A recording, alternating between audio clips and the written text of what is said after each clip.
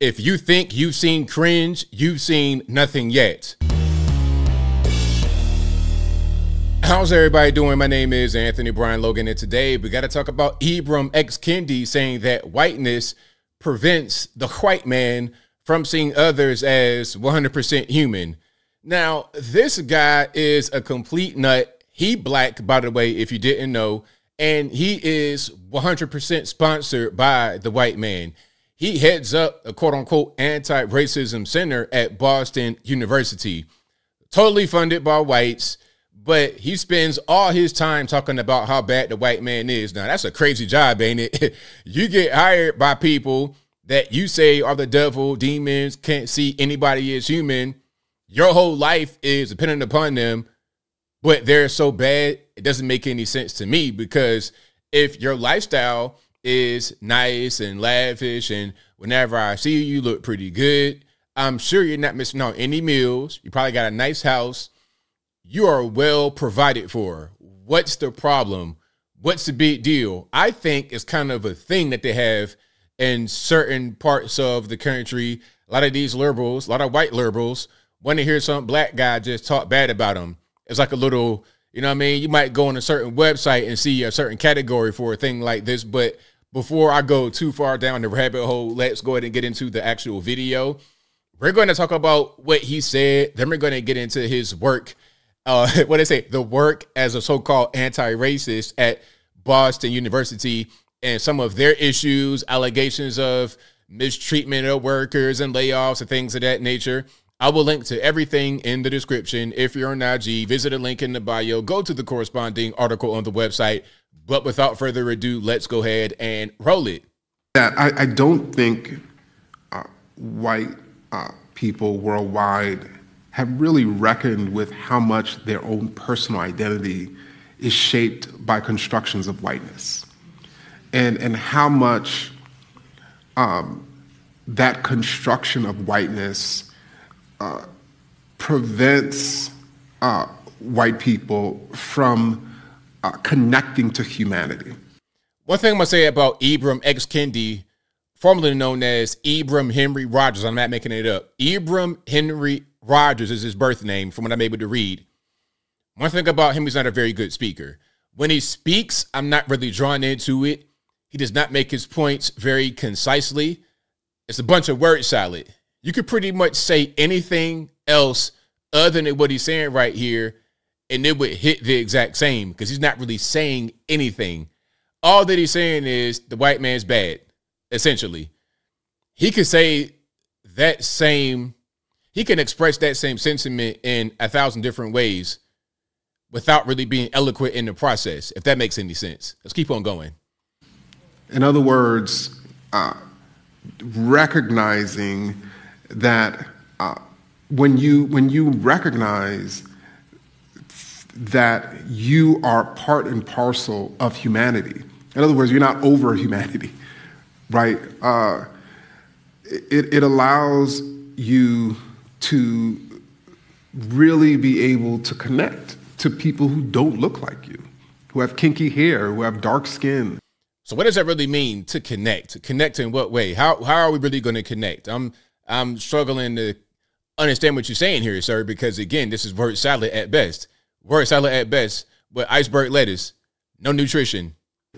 And to see yourself in them. And it's whiteness that prevents that, right? And when you're not able to see yourself in other human beings, that creates all sorts of problems. But not just societal problems, personal problems. That I think hopefully this film and this work will liberate those folks from. So I think it's. So I guess what he's doing right here is promoting a documentary. That's the whole idea of this talk, to promote what he has worked on. Now, I've not seen documentary. If you have seen his work, if it's out, y'all let me know what your thoughts of it are. Give me a review. Give me some comments about that in the comments. It's liberating all the way around, right? I think it will liberate, really all of us, because, we've all been told a lie about ourselves and other people. Ooh. And the crowd eats it up. That's what they do. The crowd, they loving it. Okay, we got your prototypical biracial, kind of racially androgynous person right here, clapping it up. That's academia for you right there. Yes, academia. Let's go to what he's doing right here. This is from earlier this year in September 23rd, 2023, on the Daily Beast, actually. And this person, Philippe Copeland, writes an article. He says, what I saw while working at Ibram Kendi Center for Anti-Racist Research at Boston University. And look at what it says right here. Wasted opportunity. This is the left speaking about themselves. Wasted opportunity. I had big hopes and serious ambitions when I was invited to join the academic rock stars' new center. Dysfunction and layoffs is what we got instead. Now, there's a bunch of layoffs. There's allegations of mistreatment, all this, that, and the third. But Ibram X. Kendi's still doing pretty well, a.k.a. Henry Rogers. He's still doing pretty well. He's not missing no meals. He's still living the same, dressing the same. He's straight. But what about the staff? What about those who he brought to this place to be with him? Did he see himself in them?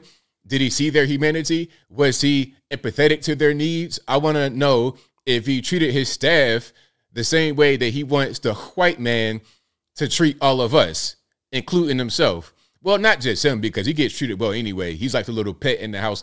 But I wonder if he treated them well, the way that he would like to be treated by the white man all the time. Let's get into it.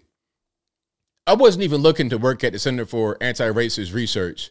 I was a junior faculty member at Boston University with a modest public profile, so didn't expect an invitation to the party. Dr. Ibram X. Kendi was an academic rock star after all. To my surprise, the center reached out to interview me. When I got the job, I felt like Percy Jackson being summoned to Mount Olympus. Fast forward 2 years, I had left the center, like so many others, and was recovering from the experience. Then I got word about the mass layoffs.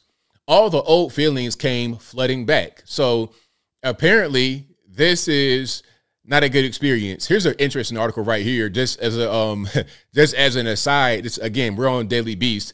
Just to let you know what kind of left woke website this is, writing this article about this so-called academic rock star, Ibram X. Henry Rogers.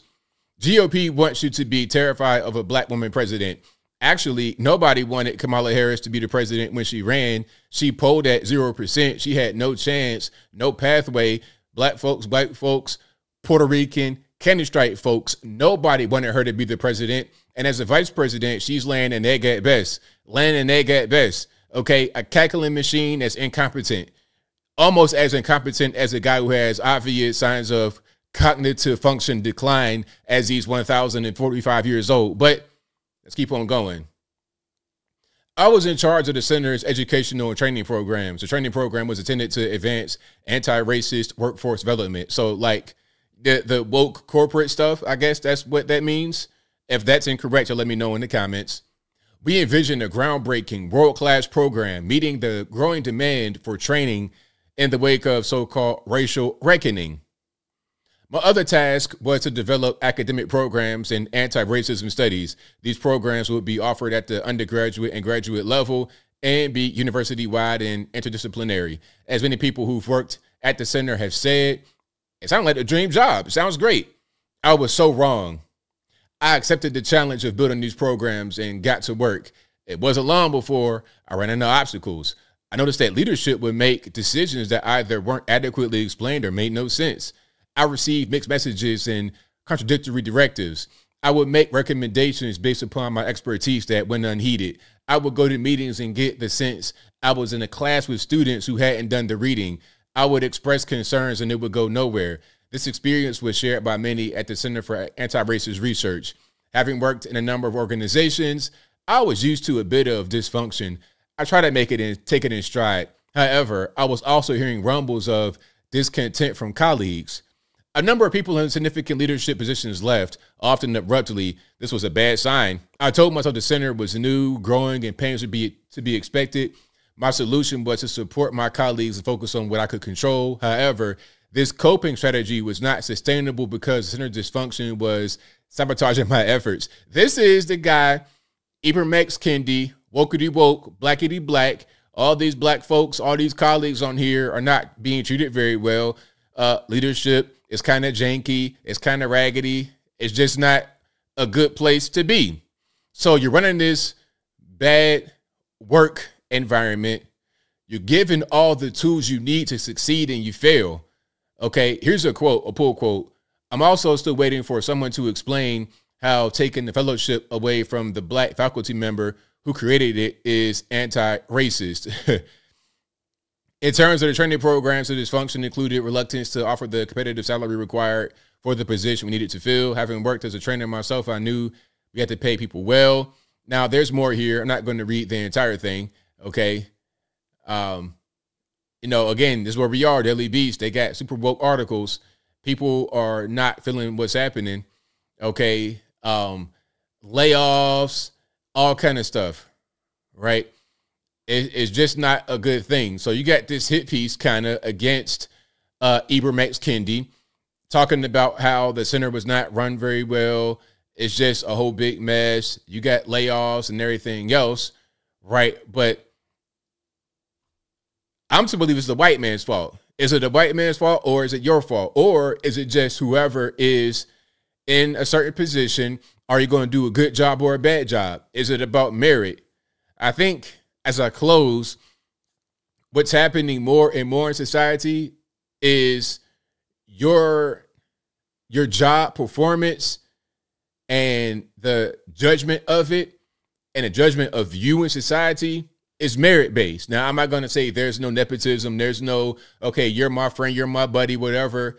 That still goes on. But ultimately, once you get to a place, you got to do a good job. And ultimately, as a person, do a good job.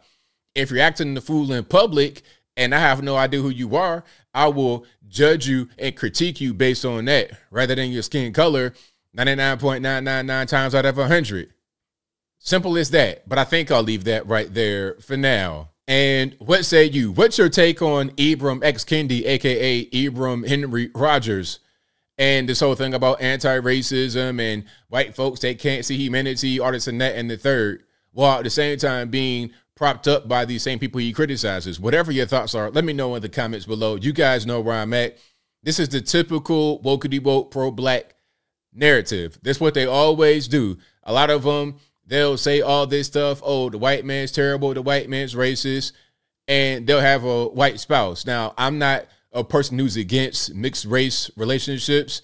If you like somebody that happens to be whatever color you want, that's your business. Y'all get along, you're having a good time, then rock out. I have no problem at all. None whatsoever.